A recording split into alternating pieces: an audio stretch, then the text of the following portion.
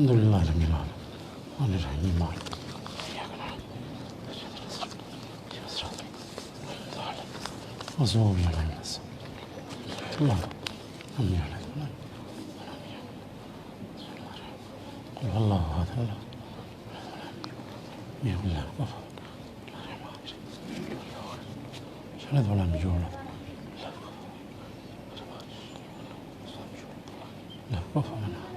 بحق محمد وآل الاطہار اللہم صلی علی محمد اے محمد بار دیگر بلند تر صلوات۔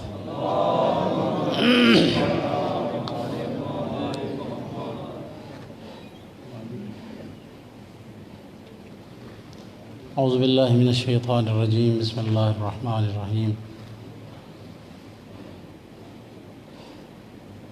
الحمد للہ رب العالمین والصلاة والسلام علی اشرف الانبیاء والمرسلین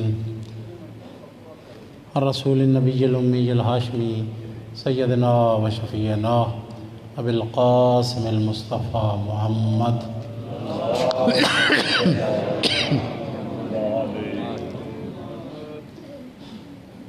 وعلی اہل بیتہ الطیبین الطاہرین الہداۃ المہدیین المعصومین المظلومین ولعنۃ الدائمۃ علی اعداء الدین اجمعین، اما بعد فقد قال اللہ تعالی عز اسمہ فی محکم کتابہ ونطق خطابہ، بسم اللہ الرحمن الرحیم۔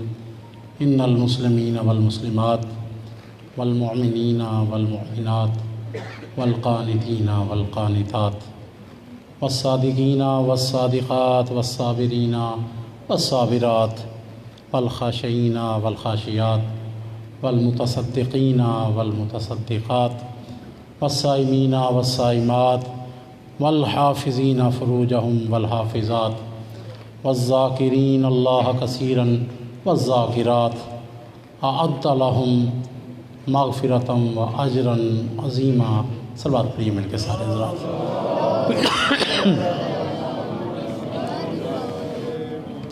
سن محترم محبان اہل بیت، شیعان اہل بیت، کل تک میں جن سلسلے کو لے کر چل رہا تھا تو اس سلسلے میں نے 3 باتیں آپ کے سامنے گزارش کی تھیں، بس 2-3 منٹ میں پچھلا سلسلہ آپ کو یاد کروا کے انشاءاللہ میں آگے بڑھنا چاہتا ہوں۔ میں نے گزارش کیا تھا کہ اللہ کا بڑا شکر ہے کہ اس نے ہمیں جیسے ہادی اور راہبر ہمیں عطا کیے وہ کائنات میں کسی کو عطا نہیں کیے ہیں، اور یاد رکھیں کہ جو فضائل اللہ نے ان ہستیوں کو عطا کیے ہیں وہ کسی اور کے نصیبے میں نہیں آئے۔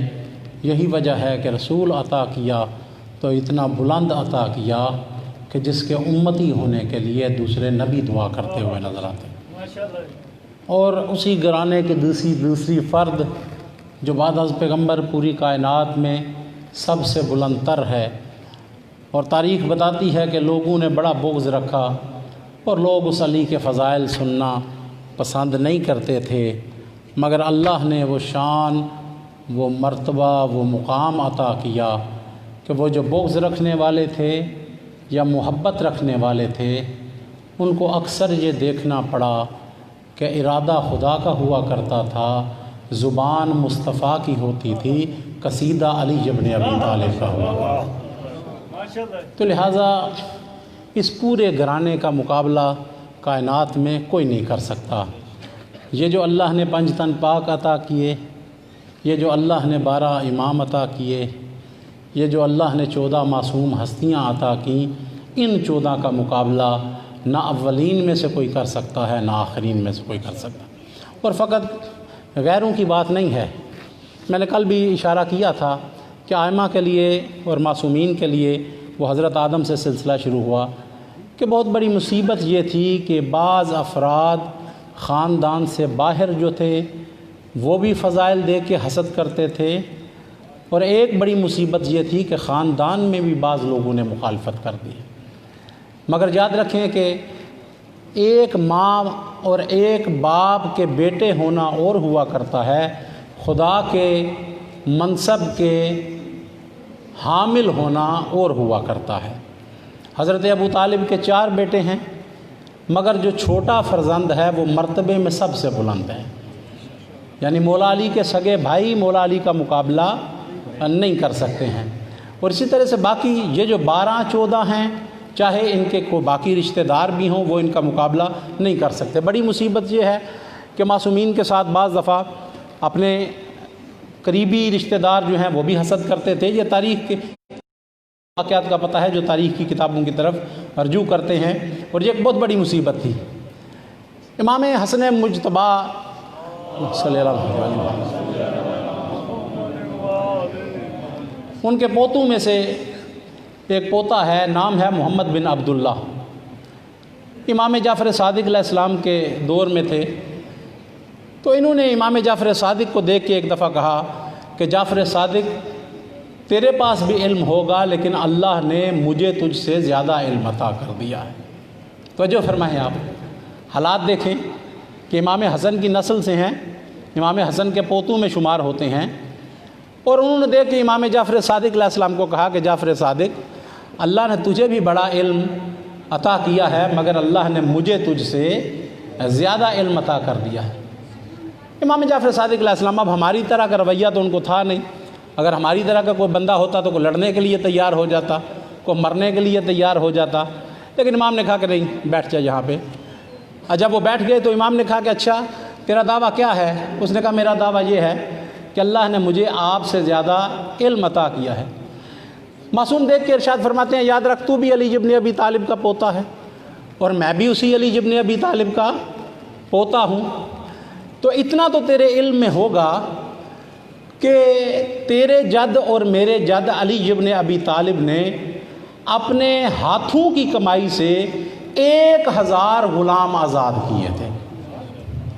رقبہ بیچ کے، زمینیں بیچ کے وہ آزاد کرنا الگ ہے، اپنے زور بازو سے، اپنے ہاتھوں کی کمائی سے تیرے دادا اور میرے دادا علی ابن ابی طالب نے 1000 غلاموں کو آزاد کیا تھا۔ کہنے لگا جی بالکل ایسا ہی ہے، اور میں اس فضیلت میں آپ کے ساتھ شامل ہوں، آپ بھی اس علی کے پوتے، میں بھی اس علی کا پوتا۔ امام نے کہا اچھا اگر تو علم کا دعویٰ کرتا ہے کہ تیرا علم مجھ سے زیادہ ہے، تو وہ جو 1000 غلام علی نے آزاد کیا تھا، اسی محفل میں اس 1000 غلام کا نام بتا دیں۔ اسی محفل میں بیٹھے ہوئے تو اس 1000، یہ باہر کی بات نہیں ہے، یہ مشرق کی بات نہیں ہے، یہ مغرب کی بات نہیں ہے، یہ ہمارے گھر کی بات ہے کہ ہمارے جد نے جو 1000 غلام آزاد کیا تھا، اب تو جلدی کے ساتھ ان کا نام بتا دیں۔ اب ہم میں سے کوئی بندہ کسی کو کہے کہ جناب آپ جلدی سے نام بتائیں، تو کتنے بتا سکتا ہے؟ 15 بتا دے گا، 20 بتا دے گا، خاندان کے گلے گا 40-50 بتا دے گا۔ تو اب امام نے کہا کہ اگر تو علم کا دعویٰ کرتا ہے تو پھر تو ایسے کر کہ تو میرے سامنے اس 1000 غلام کا نام بتا دے، اس مجمع کو بتا دے کہ جو علی نے اپنے ہاتھوں سے آزاد کیا تھا۔ دیکھ کے کہنے لگا کہ نہیں مجھے سب کا نام نہیں آتا۔ پھر دیکھ کے کہتا ہے کہ آپ ان 1000 کے نام بتا سکتے ہیں؟ بس یہ ہوتی ہے حجت خدا۔ جیسے ہی اس نے کہا نا کہ آپ ان 1000 کا نام بتا سکتے ہیں، امام نے دیکھ کے اشارہ کیا، اور امام فرماتے ہیں کہ میری طرف دیکھ، میں حجت خدا ہوں، قسم با خدا اسی محفل میں اگر تو مجھے کہے کہ اس 1000 غلام کا نام بتا، تو میں فقط اس کا نام نہیں بتاؤں گا، میں اس کا بھی نام بتاؤں گا، اس کے باپ کا بھی نام بتاؤں گا، اس کے دادا کا بھی نام بتاؤں گا، ان میں سے ہر غلام کا اس سے لے کر آدم تک شجرہ بتا سکتا ہوں۔ اللہ نے مجھے جعفر صادق بنا کر دنیا میں بھیجا۔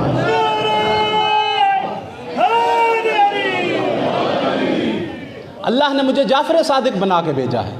تو کسی معصوم کا رشتہ دار ہونا اور ہوا کرتا ہے، الہی منصب دار ہونا اور ہوا کرتا ہے۔ وہ جو خدا منصب عطا کرتا ہے تو کوئی بندہ بھی مقابلہ۔ شریعت کے بہت سارے مسائل ہیں، فقہ کے بہت سارے مسائل ہیں کہ الجھے ہوئے مسائل، اور وہ عام لوگوں کو پتہ بھی نہیں ہوتا، اور میرا خیال ہے کہ ہماری ان کے ساتھ دلچسپی بھی نہیں ہوتی۔ بعض دفعہ وہ مسائل ہم نے ہو سکتا ہے ساری زندگی میں ایک دفعہ بھی وہ مسئلہ نہ سنا ہو، لیکن قسم باخدا جن لوگوں کا شغف ہے ان کتابوں کو پڑھتے رہنا۔ بعض دفعہ بڑا الجھا ہوا مسئلہ ہوتا ہے، سینکڑوں سالوں کا الجھا ہوا مسئلہ، بندہ سمجھ نہیں سکتا۔ سمجھ اسی وقت آتی ہے جب بندہ اس دروازے پہ جاتا ہے جو دروازہ اللہ نے علم کا کھولا ہوتا ہے۔ تو پھر سمجھ آتی ہے وہ مسئلہ کیا ہے۔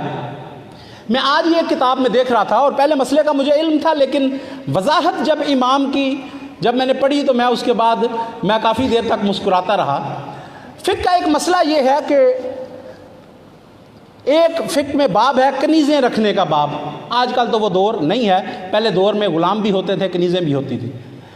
تو اس کنیز کا مسئلہ یہ ہے کہ اگر کوئی بیٹی اپنے باپ کو کوئی کنیز ہدیہ کرے تو وہ اس کے ساتھ نکاح کر سکتا ہے۔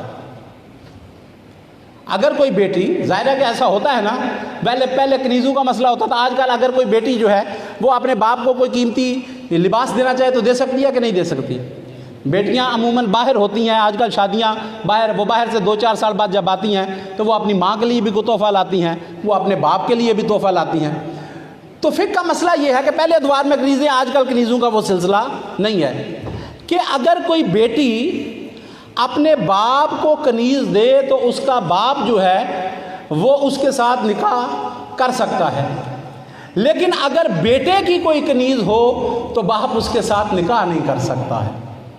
اب بظاہر تو بڑی عجیب سی بات ہے کہ بیٹا بھی تو اسی کی اولاد ہے اور بیٹی بھی اسی کی اولاد ہے، کہ اگر بیٹی اپنے باپ کو کوئی کنیز دے تو باپ اس کے ساتھ نکاح کر سکتا ہے، اور اگر بیٹا کوئی کنیز دے تو باپ اس کے ساتھ نکاح نہیں کر سکتا ہے۔ ایک شخص آیا امام جعفر صادق علیہ السلام،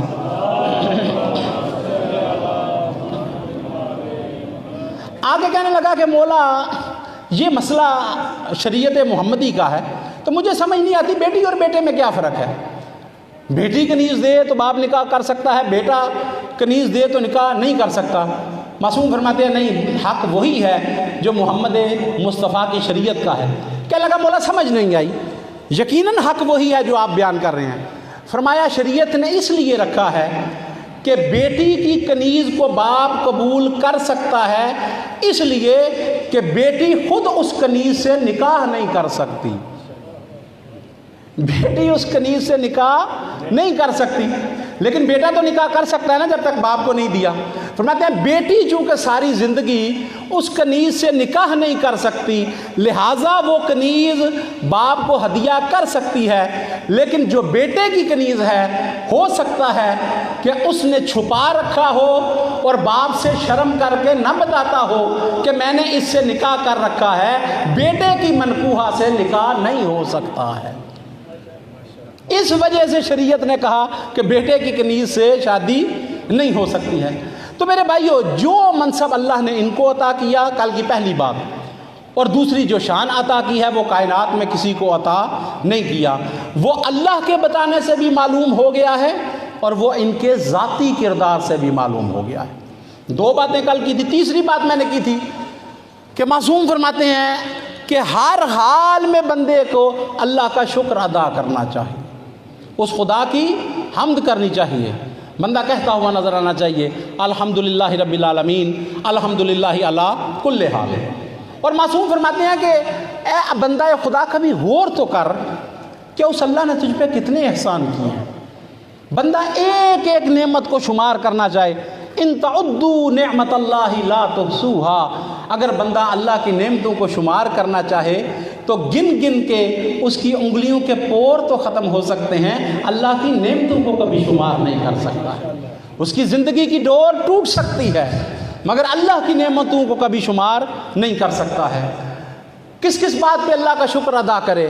اگر انسان کرنا چاہے، اس خدا کی حمد ہے کہ اس نے ہمیں پیدا کیا ہے، اس خدا کی حمد ہے کہ جس نے ہمیں انسان پیدا کیا ہے، اس خدا کی حمد ہے کہ جس نے ہمیں صحیح و سالم پیدا کیا ہے، اس خدا کی حمد ہے کہ جس نے دن کو ہمارے لیے کمانے کا ذریعہ بنایا ہے، اس خدا کی حمد ہے کہ جس نے رات کو ہمارے لیے سکون کا ذریعہ بنایا ہے، اور اس خدا کی حمد ہے کہ جس نے ہمیں ہماری خوابگاہوں سے دوبارہ زندہ کر کے اٹھا دیا ہے۔ اس خدا کی ہر بات میں حمد کرو، اس خدا کی تعریف کرو، اللہ کی ہر بات میں راضی ہو جاؤ اور اس اللہ کی حمد کرتے ہوئے نظر آؤ۔ اور میرے بھائیو، یہ معمولی بات نہیں ہے کہ ایک بندہ ہے دیتا خدا اتنا ہی ہے، ایک انسان کو اللہ نے رزق دیا، وہ شکر کر کے کھاتا ہے، اور ایک انسان کو رزق دیتا ہے وہ کفر کر کے کھاتا ہے۔ رازق تو وہ ہے، مرضی تو اس کی ہے جتنی وہ عطا کرے، لیکن ایک ہے کہ جو شکر کرتا ہے اور ایک ہے جو کفر کرتا ہے۔ اور میرے بھائیو، اس کی باتوں پہ راضی ہونا، اس کے بتائے ہوئے عقائد پہ راضی ہونا، اس کے بتائے ہوئے اعمال پہ راضی ہونا اور اس کے ہر حال میں رکھنے پہ راضی ہونا، جو رزق دے اس پہ بھی راضی ہونا، صحت دے اس پہ بھی راضی ہونا، بیماری عطا کرے اس پہ بھی راضی ہونا، اللہ کی ہر بات سے جب بندہ راضی ہو جاتا ہے وہ خدا بھی پھر بندے سے راضی ہو جایا کرتا ہے۔ نعرہ تکبیر، نعرہ رسالت، نعرہ حیدری۔ اور وہ ہستیاں کہ جو کائنات سے بلند تر ہیں، انہوں نے جو کچھ ہمیں بتایا ہے وہ یہی ہے کہ اللہ جو کچھ عطا کرے اس پہ راضی ہو جائیں۔ قسم باخدا اگر بندہ اس بات سے راضی ہو جائے جو اللہ عطا کرتا ہے، بندہ دنیا میں بھی کامیاب ہو جاتا ہے، آخرت میں بھی کامیاب ہو جاتا ہے۔ اور دنیا کے لحاظ سے اگر دیکھیں، بعض دفعہ ہوتا ہے کہ بندہ اس سے راضی نہیں ہوتا، کسی اور طرف چل پڑتا ہے تو پھر اپنا نقصان کرتا ہے۔ بس ایک جملہ کہنا چاہتا ہوں کہ جو بندہ اللہ کے دیے ہوئے پہ راضی ہوتا ہے اس کے حصے میں غدیر کا امام آیا کرتا ہے، اور جو اللہ کے دیے ہوئے پہ راضی نہیں ہوتا اس کے حصے میں سقیفہ کا گناہگار آیا کرتا ہے۔ تو لہٰذا جو خدا دیتا ہے اس پہ راضی ہو جائیں۔ اس نے نبی بھیجا تو اس کی نبوت پہ راضی، اس نے امام بھیجے تو ان کی امامت پہ راضی، اس نے نماز جیسا فریضہ بھیجا تو اس نماز پہ راضی، اس نے روزے جیسی عبادت بھیجی تو اس پہ راضی ہونا۔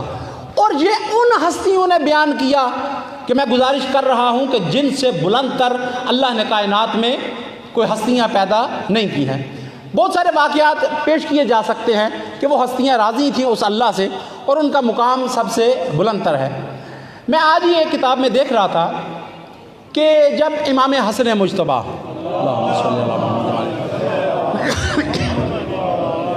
بارے دیگر بلند تر صلوات،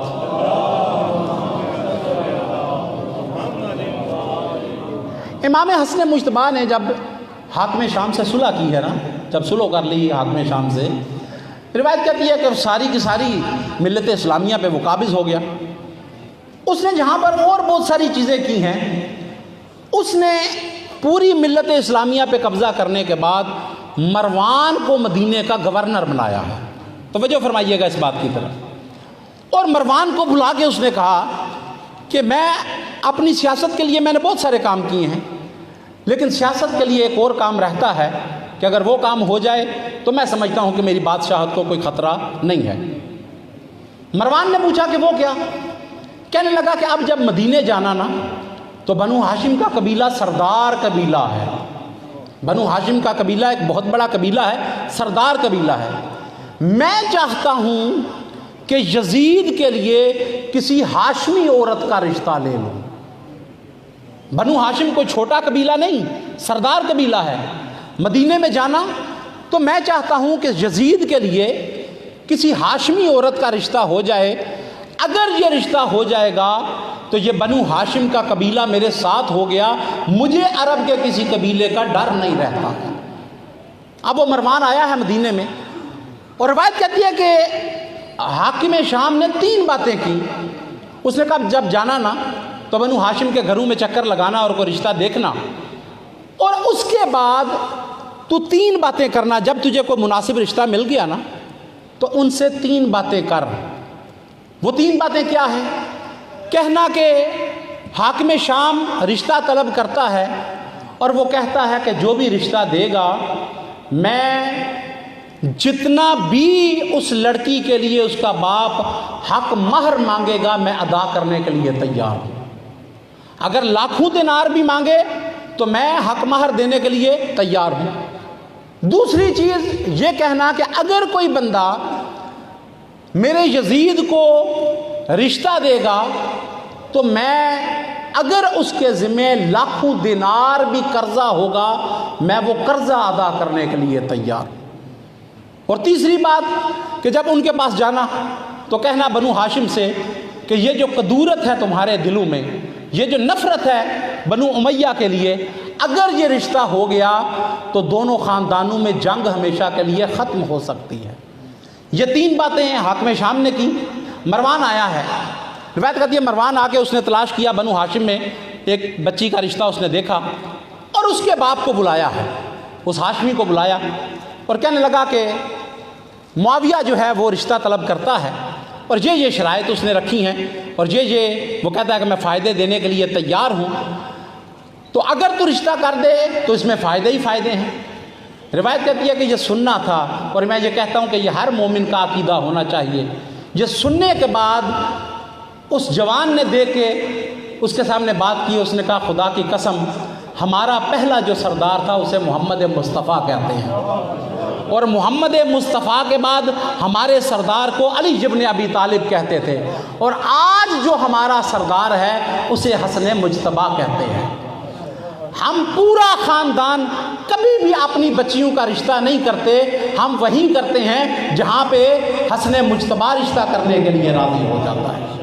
ہمارے گھروں کی عورتیں ہوں یا مرد، تمام اختیارات ہمارے امام کے ہاتھ میں ہوتے ہیں، لہذا اگر کوئی رشتہ کرنا چاہتا ہے تو امام کی طرف رجوع کرے، ہم سے بات کرنے کی ضرورت نہیں ہے۔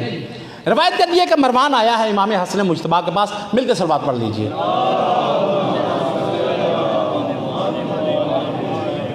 امام کے پاس آ کے کہنے لگا کہ میں نے آپ کے خاندان کی فلاں عورت کا رشتہ طلب کیا ہے، اور اس کا باپ کہتا ہے کہ نہیں میں رشتہ نہیں کروں گا، امام حسن مجتبیٰ جہاں چاہیں رشتہ کر دے۔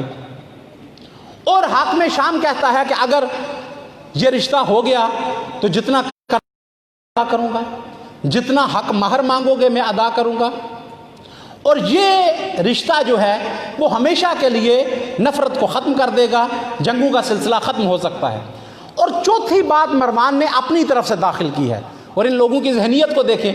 مروان دیکھ کے کہتا ہے کہ چوتھی بات حسن مجتبیٰ میں کہتا ہوں کہ اگر یزید کے ساتھ رشتہ ہو گیا نا تو یزید کوئی چھوٹا بندہ نہیں ہے، یزید شہزادہ ہے، بادشاہ زادہ ہے۔ اگر یزید کے ساتھ رشتہ ہو گیا تو بنو ہاشم ہمیشہ کے لیے فخر کر سکتے ہیں۔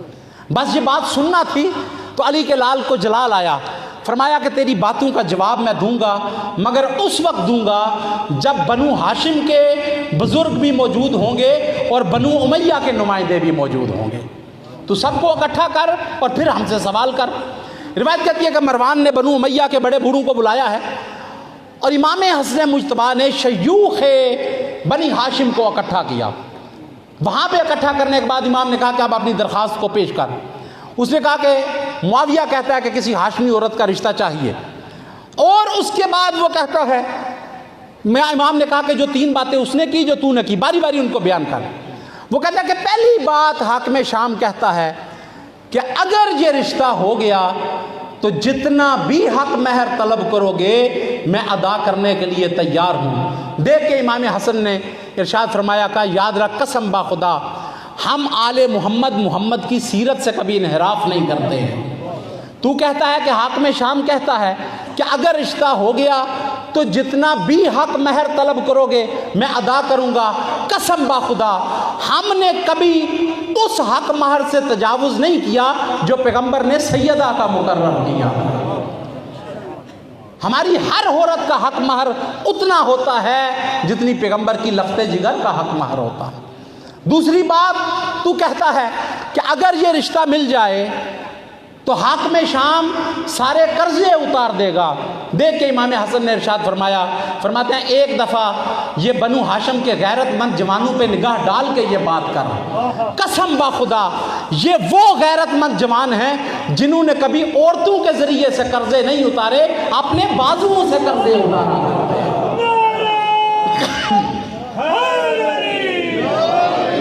اور یہ تیسری بات خدا سے راضی ہونا۔ تیسری بات اس نے کہا جی کہ وہ کہتا ہے کہ اگر یہ رشتہ ہو جائے تو پھر ایک صلح کا لمبا سلسلہ شروع ہو جائے گا، جنگوں کا سلسلہ ختم ہو سکتا ہے۔ دیکھ کے امام نے ارشاد فرمایا تو کہتا ہے کہ ہم بنو ہاشم بنو امیہ سے نفرت کرتے ہیں، خدا کی قسم اب تو کہتا ہے کہ رشتہ کر لو اور یہ نفرت ختم ہو جائے۔ قسم با خدا ہم آل محمد جب بھی کسی سے نفرت کرتے ہیں اللہ کی وجہ سے کرتے ہیں، ہم جب کسی سے نفرت کرتے ہیں تو خدا کے لیے کرتے ہیں، اب دنیا کے لیے حاکم شام سے سلو نہیں کر سکتے۔ جب بھی ہم کسی سے نفرت کرتے ہیں تو اللہ کے لیے کرتے ہیں۔ اور چوتھی چیز جو تو نے اپنی طرف سے بیان کی ہے، حاکم شام نے نہیں کہا، اور تو نے کہا کہ اگر رشتہ ہو جائے تو ایک شہزادہ ہے، ایک بادشاہ زادہ ہے، اگر رشتہ ہو گیا تو بنو ہاشم فخر کر سکتے ہیں۔ دیکھ کے امام ارشاد فرماتے ہیں کہ یہ تو جواب نہ دینا، یہ حاکم شام سے جا کے پوچھنا کہ حکومت افضل ہوا کرتی ہے یا رسالت افضل ہوا کرتی ہے۔ اگر حکومت افضل ہے تو پھر بنو ہاشم ناز کر لیتے ہیں، اور اگر رسالت افضل ہوا کرتی ہے تو کل بھی دنیا آل محمد پہ ناز کرتی تھی، قیامت تک آل محمد پہ ناز کرتی رہی۔ خدا کی ہر بات پہ راضی ہونا اور خدا کو راضی کرنا یہ مومنوں کا کام ہے۔ اور میں نے آپ کے سامنے سرلامہ کلام کے طور پہ جو آیات پیش کی ہیں، بس 2-4 جملے کہوں گا، باقی انشاءاللہ کل میں موضوع کو لے کر چلوں گا کہ 10 چیزیں اللہ نے بیان کی ہیں کہ جو بندہ اللہ سے اجر عظیم کو چاہتا ہے، جو بندہ چاہتا ہے کہ جنت کے غرفات کو حاصل کر لے، تو ان آیات میں اللہ نے 10 چیزیں بیان کی ہیں کہ 10 خصوصیات تم اپنے اندر پیدا کر لو، اللہ تمہاری جنت کا ضامن بن جاتا ہے۔ پہلی چیز، ان المسلمین والمسلمات، کہ مسلمان مرد اور مسلمان عورتیں۔ اور یاد رکھیے گا کہ یہاں پہ اللہ نے فقط مسلمین نہیں کہا ہے، ان المسلمین والمسلمات، کہ جو مرد مسلم ہو یا زن میں سے کوئی مسلم ہو، مسلمین ہوں یا مسلمات ہوں، مرد ہوں یا عورتیں ہوں۔ اور میں کہا کرتا ہوں کہ یہ الفاظ رکھ کے اللہ نے بتا دیا ہے کہ اللہ کی نظر میں جنس کی اہمیت نہیں ہوتی، کردار کی اہمیت ہوا کرتی ہے۔ اگر کوئی مرد مسلمان بن جائے یا عورت جو ہے وہ مسلمان بن جائے تو وہ جنت کو حاصل کر سکتا ہے۔ لیکن سوال یہ پیدا ہوتا ہے کہ ایک ہے زبان سے اپنے آپ کو مسلمان کہنا، اور پیغمبر خدا صلی اللہ علیہ وآلہ وسلم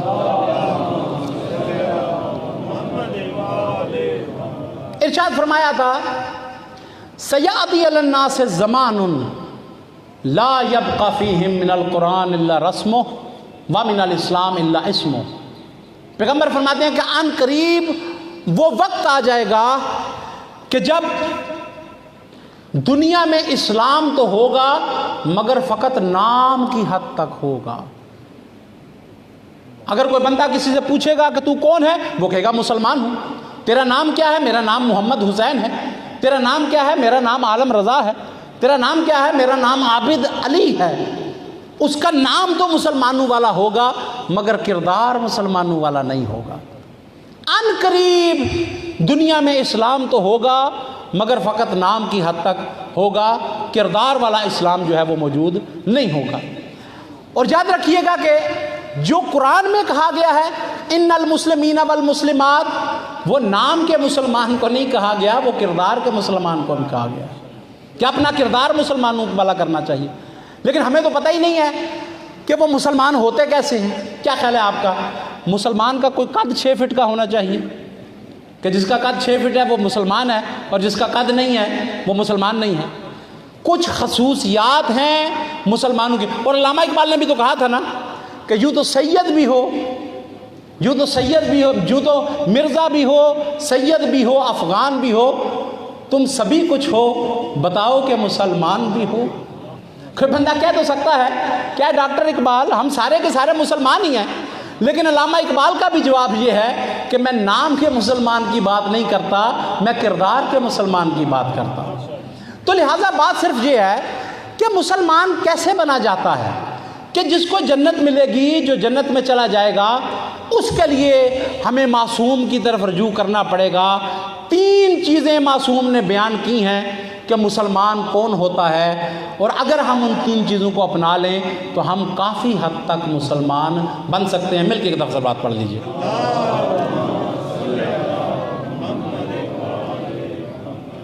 پہلی چیز معصوم ارشاد فرماتے ہیں کہ مسلمان کون ہے۔ میں اس لیے یہ بات کر رہا ہوں کہ میرے جیسا بندہ اگر ان روایات کو کتابوں میں نہیں پڑھے گا تو ظاہر ہے کہ ہر بندہ اپنے آپ کو مسلمان کہتا ہے، لیکن جو بندہ بھی کلام اہل بیت کی طرف رجوع کرتا ہے تو پھر اس کو پتہ چلتا جاتا ہے کہ میری ذات میں خامیاں کتنی ہیں اور میری ذات میں کمیاں کتنی ہیں۔ معصوم فرماتے ہیں المسلم من سلم المسلمون من لسانہ و یدہ۔ معصوم فرماتے ہیں کہ مسلم وہ ہے کہ جس کی ہاتھ اور زبان سے دوسرے مسلمان محفوظ رہتے ہیں۔ ایک ہے ہماری نظر میں مسلمان ہونا اور ایک ہے معصوم کی نظر میں مسلمان ہونا۔ معصوم فرماتے ہیں پہلی شرط کہ مسلمان، حقیقی مسلمان وہ ہے کہ جس کے ہاتھ سے اور جس کی زبان سے دوسرے مسلمان محفوظ رہتے ہیں، ان کو کوئی اس سے خطرہ نہیں ہوتا۔ ہر مسلمان کی جان بھی محفوظ اور ہر مسلمان کی جو ہے وہ مال بھی محفوظ رہتا ہے۔ میرے بھائیو، تاریخ کو اگر آپ دیکھیں تو یہ طریقہ اور وتیرہ دشمنان اہل بیت کا رہا ہے کہ وہ اہل بیت کو اور ان کے چاہنے والوں کو گالیاں دیا کرتے تھے۔ اہل بیت کا یہ طریقہ ہرگز نہیں رہا۔ اہل بیت نے کبھی اس طریقے کو اپنایا نہیں ہے کہ وہ کسی کو گالی دیتے ہوں۔ تاریخ گواہ ہے کہ 90 سال تک مولا علی کو سب و شتم ہزاروں ممبروں پہ ہوتا رہا ہے۔ وہ علی ابن ابی طالب کہ جس کو اللہ نے بعد از پیغمبر پوری کائنات سے بلند تر مرتبہ عطا کیا ہے، لوگ گالیاں دیتے ہیں، لوگ سب و شتم کرتے ہیں، لیکن نہج البلاغہ گواہ ہے۔ اور میں کہا کرتا ہوں کہ اپنے ائمہ کی سیرت کو پڑھ کے ان کے کردار کو سلام پیش کیا کرو کہ نہج البلاغہ میں ہے کہ جب لوگوں نے سنا نا کہ حاکم شام کے ساتھی مولا علی کو گالیاں دیتے ہیں تو تاریخ میں ہے کہ کچھ جذباتی شیعہ بھی کھڑے ہوئے اور انہوں نے بھی گالیاں دینا شروع کی ہیں، دشمنان اسلام کو، دشمنان امیر المومنین کو گالیاں دینا شروع کی ہیں۔ جب مولا نے آوازیں سنی تو مولا فرماتے ہیں کہ یہ کیا ہو رہا ہے؟ انہوں نے کہا جی کہ آپ کے ماننے والوں کے جذبات مجروح ہوئے، انہوں نے سنا ہے کہ وہ لوگ آپ کو گالیاں دیتے ہیں۔ دیکھ کے مولا نے ارشاد فرمایا وہ ان کا کردار ہے، میرے چاہنے والوں کا کردار یہ نہیں ہونا چاہیے۔ میں پسند نہیں کرتا کہ کسی کو گالیاں دی جائیں۔ پھر معصوم فرماتے ہیں بلایا ان چاہنے والوں کو اور فرمایا کہ اگر تم چاہتے ہو تو ان کا اصلی کردار پیش کرو، لوگوں کو پتہ چل جائے کہ ان کی حیثیت کیا ہے اور آل محمد کا مقام کیا ہے۔ اور یہ کبھی بھی امام نے، پورے ملک کے حالات کو اگر آپ دیکھیں تو اس وقت کیا ہو چکا ہے، اپنے آپ کو محفوظ کریں۔ یہ سوشل میڈیا پہ بھی جو بعض ہمارے جذباتی قسم کے مومنین جو ہیں وہ آج کل سائبر کرائم جیسے ہو رہا ہے اور اس کے بعد جو ہے باقاعدہ ٹیمیں تشکیل دی گئی ہیں، ہر مومن کو چاہیے کہ اپنی زبان کو بھی سنبھال کے رکھے اور اپنی عقل کو بھی استعمال کرے۔ ہمارے ائمہ کا یہ طریقہ کار نہیں ہے، دشمنوں کا طریقہ کار رہا کہ کبھی کسی معصوم کو گالی اور کبھی کسی معصوم کو گالی، لیکن نہ ہمارے پیغمبر نے اسے پسند کیا ہے نہ ہمارے ائمہ نے پسند کیا ہے۔ ایک شخص آیا امام محمد باقر علیہ السلام، اور تاریخ گواہ ہے کہ امام سمجھاتے رہتے تھے لیکن پھر کرنے والے تو پھر اپنی مرضی کرتے ہیں نا۔ امام سمجھاتے تھے، روکتے تھے، کچھ مان لیتے تھے، کچھ نہیں مانتے تھے۔ ایک شخص آیا امام محمد باقر علیہ السلام کے پاس، وہ جس محفل سے گزر کے آیا نا تو وہاں پہ بھی کچھ جذباتی شیعہ تھے، انہوں نے بھی کچھ گالیاں وغیرہ دینا شروع کی ہیں۔ تو وہ امام کے پاس آیا، جیسے امام کے پاس آ کے بیٹھا تو امام نے اس کو دیکھا، چونکہ دشمن اہل بیت تھا۔ معصوم فرماتے ہیں کہ نہیں، میں تیرا اپنے پاس بیٹھنا پسند نہیں کرتا۔ کہنے لگا نہیں جناب، میں تو بہرحال بیٹھنا چاہتا ہوں۔ امام نے فرمایا کہ نہیں، میں پسند نہیں کرتا تو میرے پاس بیٹھ۔ کہنے لگا نہیں، میں بیٹھنا چاہتا ہوں۔ بیٹھ گیا ہے۔ پھر کچھ لوگ باتیں کرتے رہے، سوال کرتے رہے، اور دیکھنے کے بعد کہتا ہے کہ آپ اپنے چاہنے والوں کو سمجھاتے نہیں ہیں۔ امام کے کردار پہ انگلی نہیں اٹھاتا، اس لیے کہ امام کا کردار وہ ہے جو پیغمبر کا کردار ہے۔ ہمارے ائمہ کی سیرت میں کمی نہیں، مجھ میں کمی ہو سکتی ہے، ہمارے ائمہ کے کردار میں کمی نہیں۔ کہنے لگا کہ آپ اپنے چاہنے والوں کو سمجھاتے نہیں ہیں۔ یہ جو گالیاں دیتے ہیں کہ فلاں کے راہبر کو گالی اور فلاں کو گالی اور فلاں کو فساد ہوتا ہے، آپ ان کو سمجھاتے نہیں ہیں۔ امام نے دیکھ کے کہا کہ نہیں، سمجھاتے ہیں مگر وہ مانتے نہیں ہیں۔ کہنے لگا آپ ان کو سمجھاتے نہیں کہ یہ گالیاں نہ دیں لوگوں کو؟ اور میں دیکھتا ہوں کہ آج بھی یہی طریقہ ہے۔ آج اللہ کے فضل سے کچھ اضافہ ہو گیا ہے، پہلے ہمارے لوگ دوسروں کو گالیاں دیتے تھے، اب اپنوں کو گالیاں دیتے ہیں۔ اور وہ بانی بھی گالیاں دلواتا ہے، 50,000 لاکھ روپیہ دے کے وہ آتا ہے اور آ کے کہتا ہے کہ پورے مجمع میں مجھے کوئی حلالی نظر نہیں آتا ہے، گالیاں دیتا ہے مومنین کو۔ یہ ہمارا اخلاقیات کا جنازہ نکل گیا۔ تو امام سے کہنے لگا کہ آپ سمجھاتے نہیں ہیں ان لوگوں کو؟ امام فرماتے ہیں نہیں، ہم سمجھاتے ہیں مگر یہ مانتے نہیں۔ کہنے لگا کہ یہ کیسے ہو سکتا ہے کہ آپ اگر کسی کو کوئی بات کہہ دیں تو کوئی بات نہ مانے؟ امام فرماتے ہیں نہیں، سمجھاتے ہیں وہ مانتے نہیں ہیں۔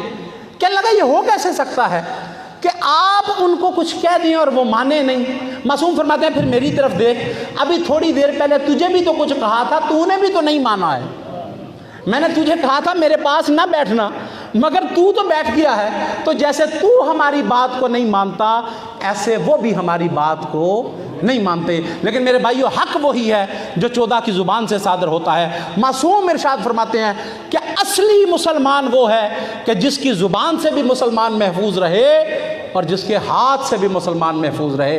بس آخری جملہ اور 2 مصائب میرے بھائیو، قسم بخدا جو کردار ہمارے آئمہ کا ہے وہ کائنات میں کسی کا نہیں ہو سکتا ہے۔ امام زین العابدین علیہ السلام، امام کا ایک غلام ہے، وہ امام کی سیرت کو بیان کرتا ہے۔ امام کا ایک غلام ہے، امام کی سیرت کو بیان کرتا ہے۔ کہنے لگا قسم بخدا میں کچھ سال زین العابدین کے پاس رہا ہوں، وہ جو عبادت گزاروں کی زینت ہے، کہتا ہے جیسا کردار میں نے اس کا دیکھا ہے، ملکوں گھوما ہوں مگر کسی کا یہ کردار نہیں دیکھا ہے۔ کسی نے پوچھا کیا دیکھا؟ کہنے لگا کہ دن کو روزہ رکھتے ہیں اور رات کو مصلے سے جدا نہیں ہوتے، اور تیسری بات جو میں کرنا چاہتا ہوں، جس کے لیے میں نے یہ محنت کی ہے کہ مسلمان کی زبان اور ہاتھ سے مومن کو تکلیف نہیں پہنچتی۔ کہنے لگا میں نے اکثر دیکھا ہے کہ میں امام کے ساتھ سفر کرتا تھا اور مجھے پتہ ہوتا تھا کہ امام نے جب سفر کرنا ہے نا تو کافی دفعہ امام نے سواری سے نیچے اترنا ہے۔ اگر تھوڑا سفر بھی کرنا ہے تو امام لمبا سفر سواری پہ سوار ہو کے نہیں کرتے تھے، بلکہ امام جب سواری پہ سوار ہوتے تھے تھوڑی دیر کے بعد عبادت گزاروں کی زینت اترتا ہے، پھر سوار ہوتا ہے، پھر اترتا ہے، پھر سوار ہوتا ہے۔ پوچھنے والے نے پوچھا کہ ایسا کیوں کرتے تھے؟ فرمایا اس لیے کرتے تھے کہ جب چلتے تھے تو رستے پہ نگاہ رکھتے تھے، جب چلتے تھے سواری پہ سوار ہو کے تو رستے پہ نگاہ رکھتے تھے۔ رستے میں کوئی پتھر نظر آتا تھا، زین العابدین اتر آیا کرتا تھا۔ پھر رستے میں کوئی ڈھیلا نظر آتا تھا، زین العابدین اتر آیا کرتا تھا۔ رستے میں کوئی کانٹا نظر آتا تھا، زین العابدین اتر آیا کرتا تھا اور اس پتھر کو ہٹا دیا کرتے تھے تاکہ میرے نانا کے کسی امتی کو تکلیف نہ پہنچے۔ یہ کردار ہے اہل بیت کا، یہ کبھی کسی کو تکلیف نہیں دیتے۔ اور بس میرے بھائیوں، محمد و آل محمد کا یہ کردار تھا اور وہ دنیا کا کردار تھا۔ اور میں کہا کرتا ہوں کہ عموماً ہم کہتے ہیں کہ آل محمد پہ بڑے ظلم ہوئے۔ اگر کوئی پورا جملہ کہنا چاہے تو اسے کہنا چاہیے کہ صرف آل محمد پہ نہیں، محمد و آل محمد پہ بڑے ظلم ہوئے۔ کیا یہ کوئی شخص تصور کر سکتا ہے کہ وہ پیغمبر کہ جس کے چاہنے والے لاکھوں سے بھی زیادہ تھے، اس کے کفن دفن میں چند افراد شریک ہوں؟ فقط چند افراد تھے جو پیغمبر کے کفن دفن میں شریک ہوئے تھے، اور یہ کائنات کی سب سے عظیم ذات تھی۔ اور بس عزادارو، وہ دوسری ہستی جو اس پیغمبر کے بعد پوری کائنات میں سب سے افضل ہے، اس نے ظلم ہوئے کہ روایت کہتی ہے سیدہ نے پوچھا ہے، دکھے ہوئے دل سے سیدہ نے پوچھا، یا علی میں نے سنا ہے کہ اب لوگوں نے تجھے سلام کرنا چھوڑ دیا ہے۔ یا علی میں نے سنا ہے کہ اب لوگوں نے آپ کو سلام کرنا چھوڑ دیا ہے۔ دیکھ کے ارشاد فرماتے ہیں کہ سیدہ میں آپ کو پریشان نہیں کرنا چاہتا، اس لیے میں نے آپ کو پہلے نہیں بتایا تھا، وگرنہ حالت یہ نہیں کہ لوگ علی کو سلام نہیں کرتے، اب تو علی سلام کرتا ہے، کوئی جواب دینے کو تیار نہیں ہوتا ہے، اور کوئی جواب دینے کو تیار نہیں ہوتا۔ بس عزادارو، یہ دوسری ہستی ہے کہ جس کے ساتھ دنیا نے ایسا ظلم کیا ہے، اور ایک اور عظیم ہستی ہے کہ جس کے ساتھ پیغمبر سب سے زیادہ محبت رکھتے تھے۔ اور روایات کہتی ہیں کہ پیغمبر جب بھی کبھی سفر پہ جاتے تھے تو سب سے آخر میں اپنی لخت جگر سے ملتے تھے، اور جب کبھی سفر سے واپس آتے تھے تو سب سے پہلے اپنی لخت جگر کو ملتے تھے۔ کیوں؟ اس لیے کہ بیٹی سے جدائی کا وقفہ کم سے کم ہو، بیٹی کی جدائی کا وقفہ کم ہونا چاہیے۔ بس عزادارو، روایت کہتی ہے کہ اتنے ظلم ہوئے کہ یہ پیغمبر کی لخت جگر کہہ رہی تھی بابا تیرے بعد مجھ پہ اتنے ظلم ہوئے کہ اگر پہاڑوں پہ آتے وہ ریزہ ریزہ ہو جاتے، اگر دنوں پہ آتے وہ تاریک راتوں میں تبدیل ہو جاتے۔ بس عزادارو، یہ بھی آخری مصیبت نہیں تھی، بلکہ ایک جملہ کہنا چاہتا ہوں کہ عجیب قسمت ہے ان دو بیویوں کی، ماں بھی دربار میں بیٹی بھی دربار میں، اور ماں بھی دربار میں بیٹی بھی دربار میں، لیکن عزادارو جب ماں گئی تھی دربار میں وہ سر پہ چادر موجود تھی، جب بیٹی گئی تھی سر پہ چادر موجود نہ تھی۔ اور عزادارو یہ بھی آخری مصیبت نہ تھی، تاریخ کہتی ہے کہ حمید بن مسلم کہتا ہے میں نے 10 محرم کو ایک بعظمت مستور کو دیکھا جو باغ باغ کے جلتے ہوئے خیموں میں جاتی ہے، اور جب جاتی ہے تو اکیلی ہوتی ہے، لیکن جب باہر آتی ہے تو 2-4 بچوں کو اٹھا کے لے آتی ہے۔ حمید کہتا ہے میں نے کئی دفعہ منظر کو دیکھا، اور ایک دفعہ میں نے دیکھا کہ اب خیموں کی آگ اتنی بھڑک چکی تھی کہ اب اگر کوئی مرد بھی داخل ہونا چاہتا تو داخل نہیں ہو سکتا تھا، لیکن اس بی بی کا پتہ نہیں کوئی قیمتی سامان رہ گیا ہے، ایک لمحے کا توقف کیا اور پھر اس کے بعد بھاگتی ہوئی خیمے میں داخل ہو گئی۔ جب گئی تھی تو اکیلی تھی، جب آئی ہے تو پشت جھکی ہے، اور جھکی ہوئی پشت پہ ایک بیمار جوان کو لاد رکھا ہے، اور لا کے بڑی مشکل سے گرم ریت پہ لٹا دیا۔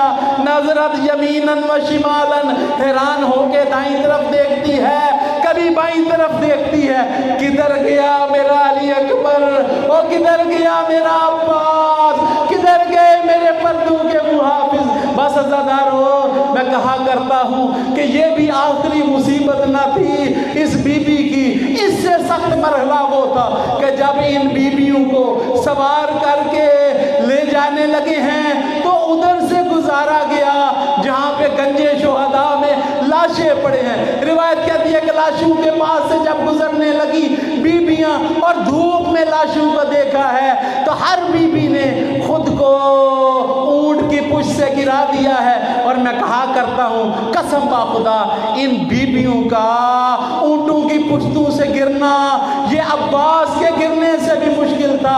وہ عباس گھوڑے کی پشت سے اترا تھا، یہ بدے ہوئے ہاتھوں کے ساتھ اونٹوں کی پشتوں سے گری ہے۔ پتہ نہیں کون سی بی بی رخسار کے بل گری ہے، کون سی بی بی منہ کے بل گری ہے۔ بس عزادارو آخری جملہ روایت کہتی ہے کہ ایک ایک مستور ایک ایک لاشے پہ کھڑی ہوئی اور بیان کرنا شروع کیا ہے، لیکن زینب کبریٰ جس لاشے پہ آئی پتہ نہیں کس غریب کا لاشا ہے، پتھروں میں دبا ہے کسی کا لاشا، اور رک کے کافی دیر غور کرتی رہی، اور آخر میں ایک جملہ کہتی ہے انت اخی، میرا بھائی حسین تو ہے، انت قرۃ عینی، او میری آنکھوں کی ٹھنڈک حسین تو ہے۔ اگر حسین تو ہے تو بہنیں اور بیٹیاں آخری سلام کرنے کے لیے آئی ہے۔ بس عزادارو ایک بہن بی بی کا ملتا ہے بڑے دکھے ہوئے دل کے ساتھ، دیکھ کے کہتی ہیں او میرا بھائی حسین کاش کہ تو مسافر ہوتا، او کاش کہ سفر کر کے او مجھ سے دور گیا ہوتا، لیکن مجھے امید تو ہوتی او کبھی تو میرا حسین آئے گا، او کبھی تو میں زیارت کروں گی، او کبھی تو میں گلے لگاؤں گی، او کاش تو بیمار ہوتا او مجھے امید ہوتی، او کبھی تو میرا بھائی صحت یاب ہوگا، میں اللہ سے دعا کرتی او میرا بھائی مجھے مل جاتا، لیکن حسین اب سب امیدیں ختم ہیں، تیری لاش کے ٹکڑے صحرا میں پڑے ہیں۔ سیعلم الذین ظلموا ینقلب ینقلبون انا للہ و انا الیہ راجعون رضا بقضائہ و تسلیما لامرہ۔